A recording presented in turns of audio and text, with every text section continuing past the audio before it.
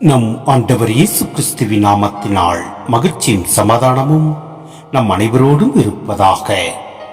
Mark 4:35-41 முடிய. அன்றொரு நாள் மாலை நேரம், இயேசு சீடர்களை நோக்கி, அக்கரைக்கு செல்வோம், வாருங்கள் என்றார். அவர்கள் மக்கள் கூட்டத்தை அனுப்பிவிட்டு படகில் இருந்தவாறே அவரை கூட்டி சென்றார்கள். வேறு படகுகளும் அவருடன் சென்றன. அப்பொழுது ஒரு பெரும் புயல் அடித்தது. அலைகள் படகில் மேல் தொடர்ந்து மோத அது தண்ணீரால் நிரம்பிக் கொண்டிருந்தது. அவரோ படகின் பிற்பகுதியில் தலையணை வைத்து தூங்கிக் கொண்டிருந்தார். அவர்கள், போதகரே, சாகப் போகிறோமே, உமக்கு கவலை இல்லையா என்று சொல்லி அவரை எழுப்பினார்கள். அவர் விழித்தெழுந்து காற்றை கடிந்து கொண்டார். கடலை நோக்கி, இறையாதே, அமைதியாயிரு என்றார். காற்று அடங்கியது.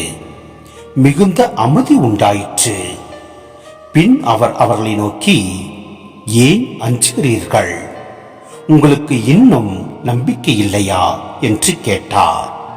அவர்கள் பேரச்சம் கொண்டு, காற்றும் கடலும் இவருக்கு கீழ்ப்படுகின்றனவே, இவர் யாரோ என்று ஒருவரோடு ஒருவர் பேசிக்கொண்டார்கள்.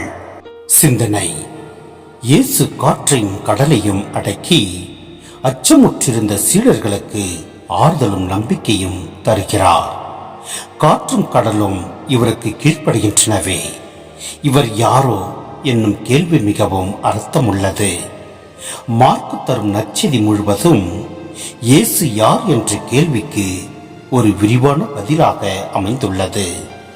இந்த குறிப்பிட்ட நிகழ்ச்சியின் விளைவாக இயேசு இயற்கை சக்திகள் மீது அதிகாரம் கொண்டுள்ளவர், எத்தகைய இடர்களிலும் நம்மை காத்து நம்பிக்கை அளிக்கிறவர் என்ற உண்மையைதான் நற்செய்தியாளர் இங்கு வெளிப்படுத்துகின்றார்.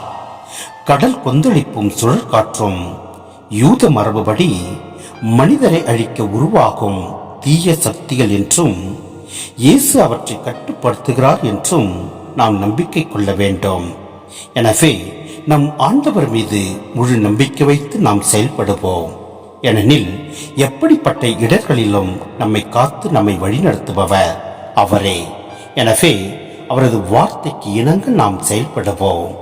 எல்லாம் வல்ல இறைவன் நம்மை நிறைவாய் ஆசீர்வதிப்பார். ஆமென்.